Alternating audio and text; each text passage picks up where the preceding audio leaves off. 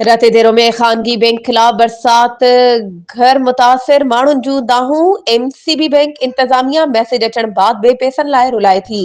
सिफारिश ते कम थो हले। बैंक ॿाहिरां एजेंट वेठा आहिनि जेके कुझु पैसनि एवज़ पैसा वठराए ॾियनि था। बाक़ी सां ॿोझनि खे रुलायो पियो वञे। मुतासिरनि जो इल्ज़ाम।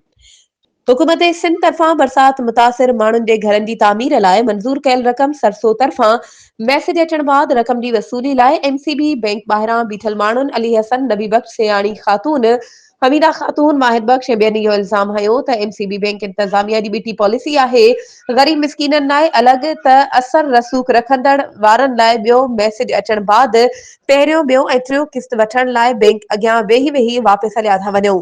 बैंक ॿाहिरां एजेंट वेठा आहिनि जेके पैसनि एवज़ जल्द कम कराए ॾियनि था। बाक़ी असांखे सिक्योरिटी गार्ड बि धिका ॾेई बैंक जी गेट तां मोटाए थो छॾे। उन्हनि मुतालबो कयो त नोटिस वठी बैंक जो निज़ाम बहितर करे साफ़ शफ़ाफ नमूने पैसा तक़सीम कया वञनि जीअं पेश ईंदड़ तकलीफ़ खां बची सघूं।